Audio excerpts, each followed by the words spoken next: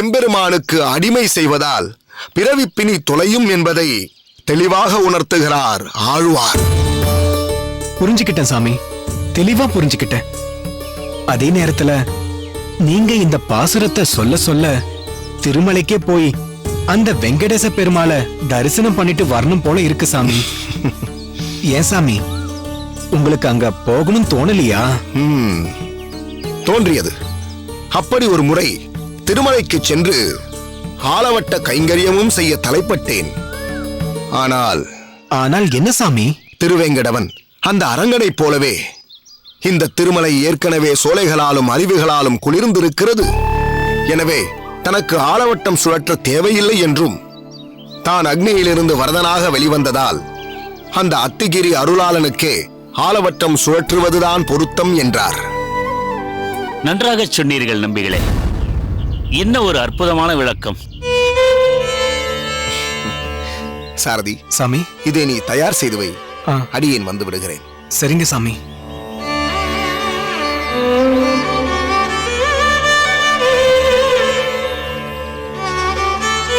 வந்தனம் பட்டரே. வந்தனம். தங்கள் விளக்கத்தை அருகிலிருந்து கேட்டுக்கொண்டிருந்தேன். ஓர் உண்மை என்ன தெரியுமா? எங்கேயும் உம்மை அனுப்ப அந்த வரதனுக்கு திருவுளம் இல்லை. அதற்குத்தான் இந்த திருவிளையாடல். தங்களை தன்னகத்தே வைத்துக் கொள்வதில்தான் அந்த வரதனுக்கு உகப்பதிகம். அனைத்தும் அடியேனின் ஆச்சாரியர் யமுனாச்சாரியரின் திருவருள். ஆமாம் பட்டரே, என்ன 2 நாட்களாக உங்களை காணவே இல்லை? வெளியூர் சென்றிருந்தீரோ? வெளியூர் தான், ஆனால் அருகில் உள்ள ஊர்தான். திருப்புட்குழி சென்றிருந்தேன். அங்கு விஜயராக பெருமாளுக்கு ஆராதனை கைங்கரியம் முடித்து இப்போதுதான் திரும்புகிறேன். இது என்ன புது கைங்கரியம்? அங்கு பட்டாச்சாரியர் இருப்பாரே? இருந்தார். ஆனால் சென்ற மாதம் அவர் பரம வைத்து விட்டார். சுற்றியுள்ள கோயில்களில் இருந்து 3 பட்டர்களை அக்கோவில் பணிக்கு நியமித்திருக்கிறார்கள். அதில் அடியேனும் ஒருவன். அதனால் சுழற்சி முறையில் இன்று அடியேன் அங்கு சென்று வர பணிக்கப்பட்டேன். ஏன் சுவாமி, திருப்புட்குழி பட்டருக்கு பிள்ளைகள் யாரும் இல்லையா? ஏன் இல்லாமல், ஒருவருக்கு 2 இருக்கிறார்கள். பிறகு என்ன? அவர்கள் பெருமாளுக்கு கைங்கரியம் செய்யலாமே. நாட்டமில்லையாம். வியாபாரம் செய்து பெரும் பொருள் ஈட்டப் போகிறார்களாம். பகவானின் அருளை விடவா பெரும் பொருளை சேர்த்துக் கொள்ளப் போகிறார்கள்? இது வினோதமாக இருக்கிறது பட்டரே. விஜயராகவ பெருமாளை தொட்டு ஆராதிக்கும் பாக்கியத்தை பெற்றவர்களே அச்சேவையை செய்யாமல் யாரோ ஒரு தனி மனிதனுக்கு சேவை செய்து பொருளீட்ட வேண்டும் என்று நினைத்தால் வருங்காலத்தில் பகவானுக்கு நித்திய ஆராதனையை யார் செய்வார்கள்? சந்ததிகளை வழிநடத்த வேண்டியது பெரியவர்களின் கடமை அல்லவா? யாராவது எடுத்துச் சொல்லி இளையவர்களுக்கு புரிய வைக்க வேண்டாமா? நியாயம்தான். ஆனால் நம் பிள்ளைகளுக்கு சம்பாத்தியம்தான் முக்கியம்.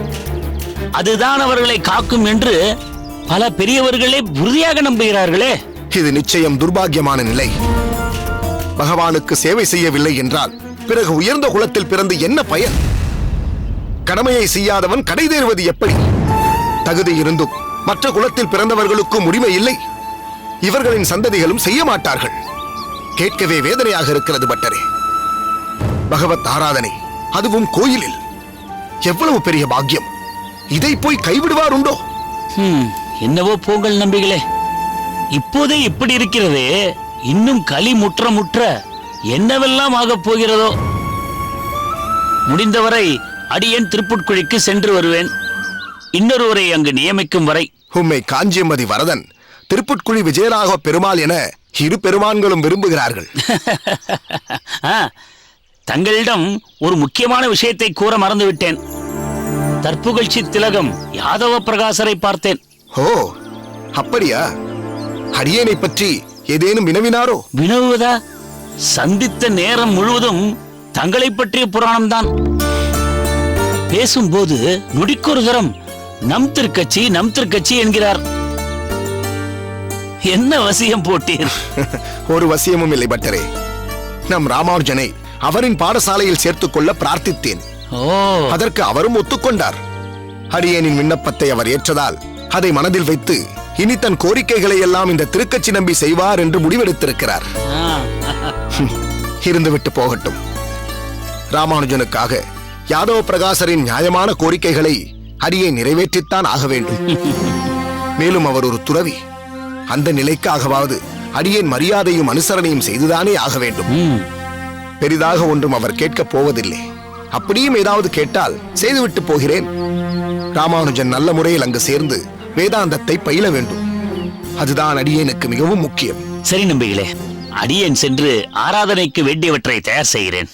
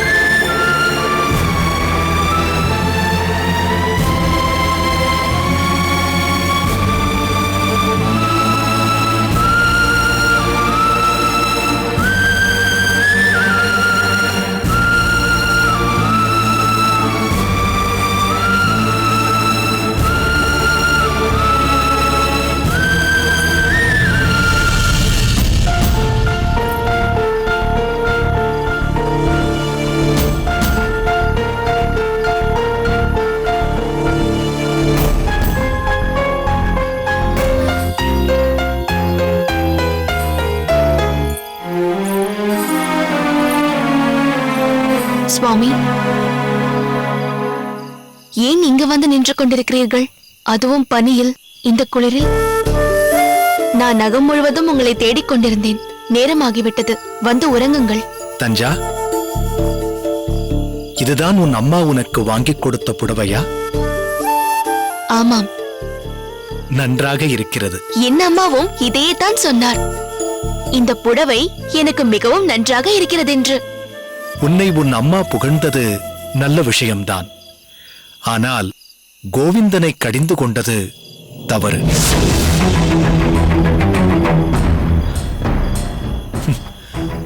உன் அம்மா இப்படி நடந்து கொள்வார் என்று அடியேன் சற்றும் எதிர்பார்க்கவில்லை.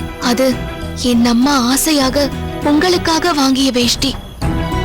அதை கோவிந்தன் உடுத்திக் கொண்டதில் அவருக்கு சற்று ஏமாற்றம், மன வருத்தம்.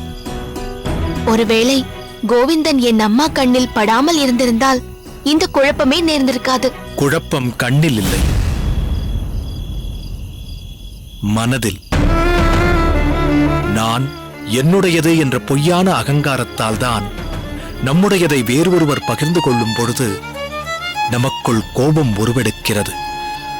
கோவிந்தன் உடுத்திக் கொண்டாலும் அடியேன் உடுத்திக் கொண்டாலும் ஒன்று போலத்தான். எங்கள் இருவருக்கும் இடையே பேதபாவம் கிடையாது. அடியேனையும் கோவிந்தனையும் அடியேன் எப்போதும் பிரித்து பார்ப்பது கிடையாது. உனக்கு தெரிந்திருக்க நியாயமில்லை. கோவிந்தன் ஜனித்ததும் கண்களை திறக்கவில்லை. தொட்டிலில் கிடந்த குழந்தையை அடியேன் பார்த்து கோவிந்தா என்று குரல் கொடுத்ததும் கண் இமைகள் விரிந்தன.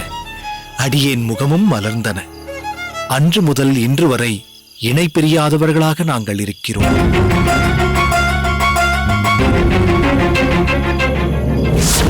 ஆண்களுக்கு சில விஷயங்கள் புலப்படாது.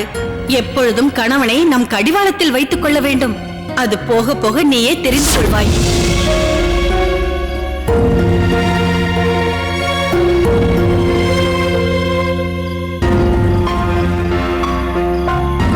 ஏன் அமைதியாக நிற்கிறாய்? அடியேனின் கருத்தில் உனக்கு உடன்பாடில்லையா? நான் சொல்வது அதிக பிரசங்கம் என்று கருதாவிட்டால் ஒன்று சொல்கிறேன். அடுத்தவர்களின் அபிப்பிராயத்தை கேட்டு தெரிந்து கொள்வதில் தடையேதும் இல்லை. சொல். என் அம்மாவின் செயலை நான் நியாயப்படுத்த முயலவில்லை. அவர்கள் நடந்து கொண்டது சற்றே முறைகேடானதுதான். இருப்பினும் நடந்து முடிந்ததை என் அம்மாவின் கண்ணோட்டத்தில் பார்த்தால் அவர் தரப்பில் நியாயம் புலப்படும். என் மனதிற்கு பட்டதை சொல்கிறேன், தவறாக எடுத்துக்கொள்ள வேண்டாம். உங்கள் இருவரின் அந்யோன்யம் எனக்கு புரிகிறது, அது ஒரு புறம் இருக்கட்டும். ஆனால் நீங்கள் என் கணவர், என் அம்மாவின் மாப்பிள்ளை. அந்த உரிமையில், உறவின் யதார்த்தத்தில் என் அம்மா உங்களுக்காக பிரத்யேகமாக வாங்கி வந்ததை வேறு ஒருவருடன், அது உடன்பிறவா சகோதரனாகவே இருந்தாலும் அதை பகிர்ந்து கொண்டது நிராசையைத்தானே ஏற்படுத்தும்.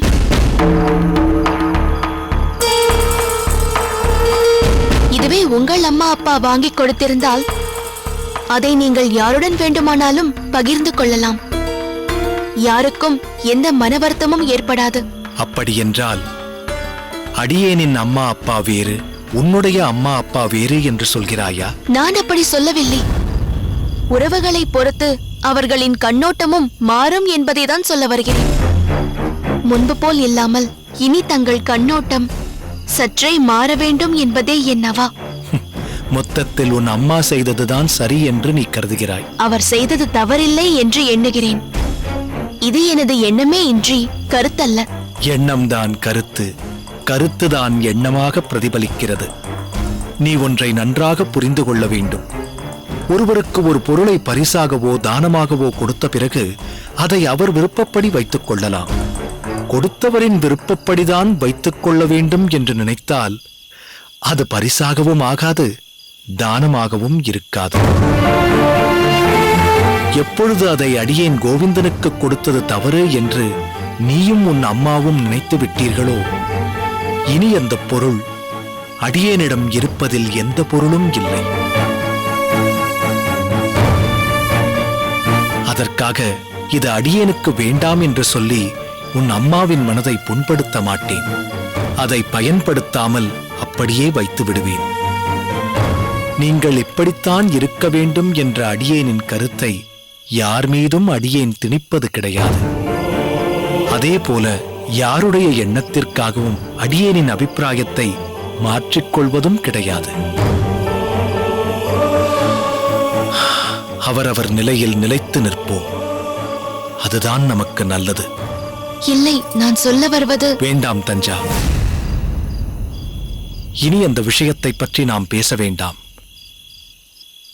நிச்சயம் அந்த வேஷ்டியை அடியேன் உடுத்த மாட்டேன்.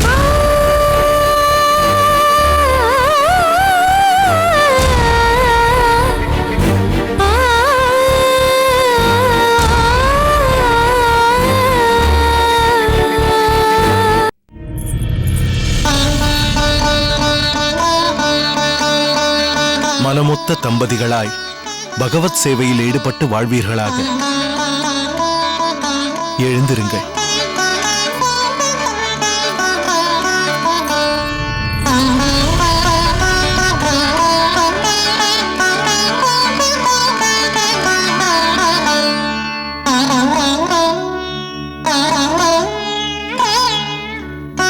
சீக்கிரமே பஞ்ச சம்ஸ்காரமும் பண்ணிக்கொண்டு விடுங்கள், சரியா? அவசியம் சுவாமி. என்ன திருக்கோஷ்டி, ஒரு பெரிய விஷயத்தை சாதித்த பொலிவும் திருப்தியும் உன் முகத்தில் தெரிகிறதே. இருக்கும் சுவாமி. காரணம், ஆச்சாரியரின் விருப்பத்தை பூர்த்தி செய்த திருப்தியால் இருக்கலாம். சந்தோஷம். மாதவனுடைய தகப்பனார் சபையில் நின்று மாதவனுடைய கல்யாணத்தை நடத்தினார் என்றாலும் நீதானே திருக்கோஷ்டி அனைத்தையும் முன்னின்று மேற்பார்வை பார்த்து சீரும் சிறப்புமாக இந்த கல்யாணத்தை நடத்தியிருக்கிறாய். ஊர்கூட்டி இரு மனங்களை இணைத்து வைத்து ஒரு பெரிய வைபவத்தை நிகழ்த்துவதென்பது ஒரு பெரும் சாதனையாயிற்றே. அது மட்டுமில்லை, சாதாரணமாக ஒருவருக்கு சந்தோஷம் என்றால் அது மற்றவர்களுக்கு அதிருப்தியாக போகலாம். அதுதான் உலக நடப்பு. ஆனால் வைஷ்ணவர்களின் சந்தோஷத்தை பொறுத்தவரை அது அனைவருக்குமே சந்தோஷமான விஷயமாகத்தான் இருக்கும். காரணம், வைஷ்ணவர்கள் எந்த செயலை செய்தாலும் அது பகவானின் பிரீத்திக்காகவே இருக்கும்.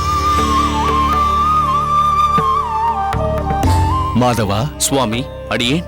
அரங்கனின் அருளால் அனைத்தும் மங்களமாய் நடந்திருக்கிறது. உன்னை அடைக்கலமாக வந்திருப்பவளை சாக்ஷாத் அந்த மகாலட்சுமிக்கு ஒப்பானவளாக எண்ணி அவள் கண்களில் ஒரு சொட்டு கண்ணீர் கூட வராமல் பார்த்துக் கொள்ள வேண்டும். சுடு சொற்களே இவள் அறியக்கூடாது. புரிந்ததா? நிச்சயம். தங்கள் ஆணைப்படியே சுவாமி. புராணம் என்ன தெரிவிக்கிறது தெரியுமா?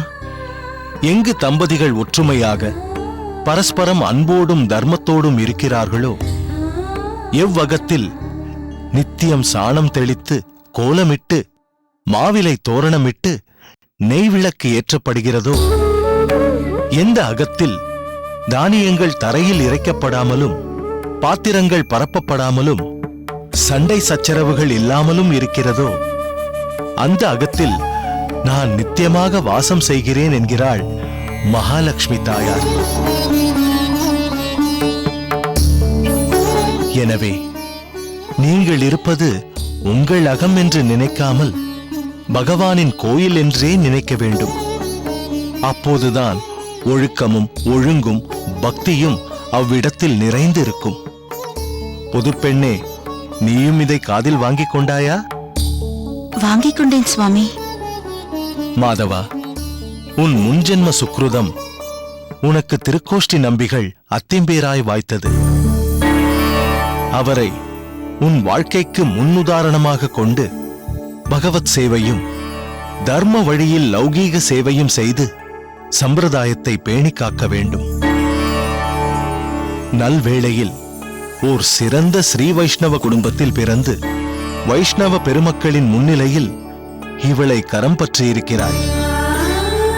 அதன் பொருள் உணர்ந்து சொல்லுக்கு பொருள் போல் மனமொத்து வாழ வேண்டும். புதுப்பெண்ணே, உன் நாத்தனார் மேகவல்லி மிகச்சிறந்த பெண் சிரோமணி.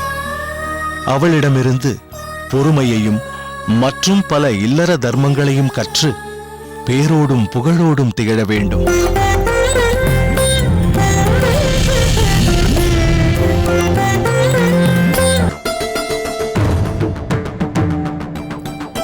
இது என்ன வேட்டி தெரியுமா? முதலில் அதை திருப்பிக் கொடு. தற்போதுள்ள சூழ்நிலையில் அவன் ஒருவன்தான் இதற்கு தகுதியானவன் என்று மன்னர் தீர்மானித்து விட்டார். அவர் யார்? செழியன்.